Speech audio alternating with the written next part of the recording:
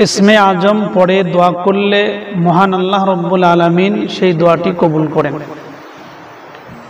এ বিষয়ে ইসমে আজম কোনটি, এ বিষয়ে তিরমিজি শরীফের একটি হাদিস রয়েছে, যেটা ইসমে আজমের ব্যাপারে সবথেকে বিশুদ্ধ হাদিস।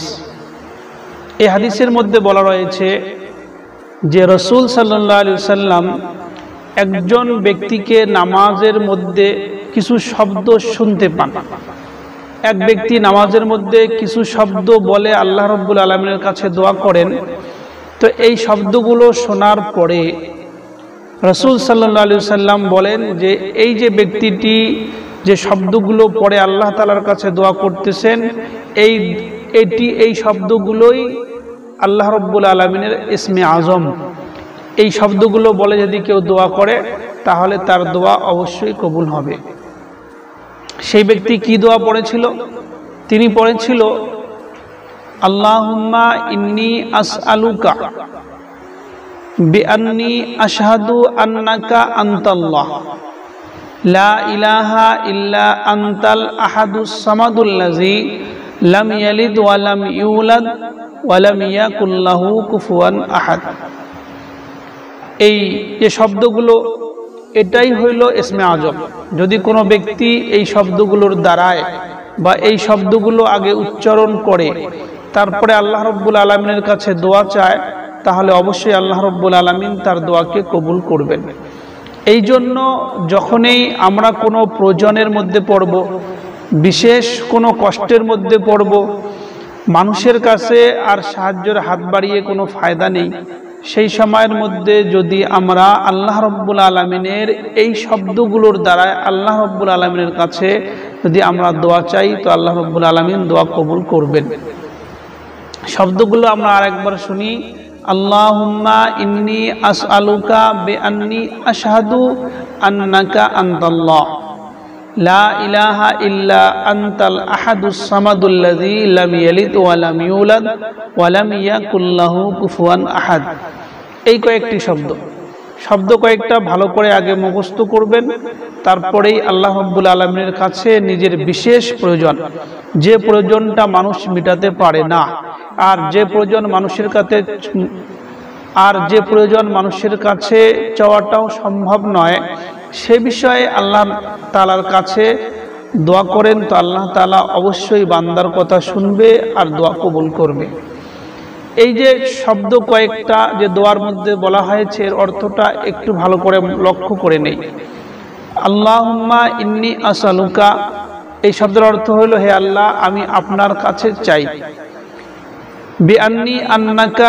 বিআন্নী আশহাদু আন্নাকা আনতাল্লাহ, এই হিসাবে আমি চাই যে আমি এটা সাক্ষী দেই যে আপনি একমাত্র আল্লাহ।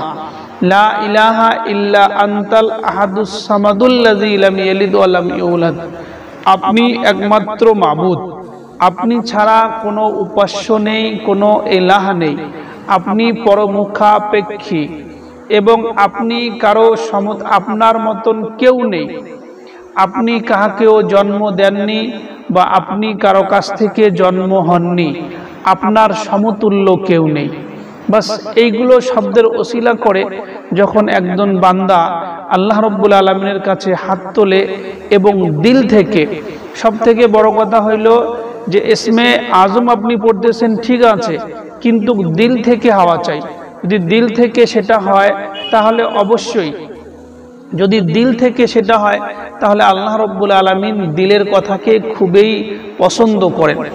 যদি আমাদের মন থাকে একদিকে আর আমি দোয়া করতেছি অন্যদিকে, দোয়ার মধ্যে পড়তেছি ইসমে আজম, কিন্তু আমার মনের ভিতরে আল্লাহ রাব্বুল আলামিনের বরত্ব নেই, আল্লাহ রাব্বুল আলামিনের সঙ্গে আমার মুখের সঙ্গে আমার দিলের কোনো মিল নাই, তাহলে অবশ্যই দোয়া কিন্তু কবুল হবে না। দোয়া কবুল হওয়ার জন্য সবথেকে বড় শর্ত হইল নিজের দিলের সঙ্গে নিজের মুখের মিল থাকতে হবে। মুখের সঙ্গে দিলের কোনো মিল নেই, তাহলে ও দোয়ার কোনো মূল্যও থাকে না। আল্লাহ রাব্বুল আলামিন আমাদের দিলকে ভালো করে জানেন, ভালো করে বোঝেন। যখন আমরা মন দিয়ে শুধু আল্লাহর কাছেই প্রার্থনা করব, আল্লাহর কাছে চাইব।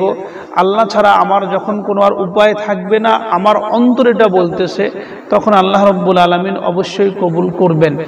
এই জন্য ভালো করে শুনে রাখেন, ইসমে আজম পড়তেছেন ঠিক আছে, কিন্তু ইসমে আজমটা দিল থেকে পড়তে হবে। আল্লাহর কাছে চাইতেছেন ঠিক আছে, সেটা দিল থেকে হইতে হবে।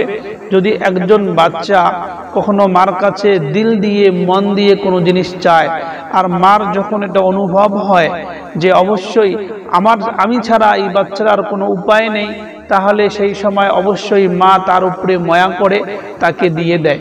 ততটুকু আল্লাহ রব্বুল আলামিন তো একজন মার থেকে অনেক বেশি তার বান্দাকে ভালোবাসে।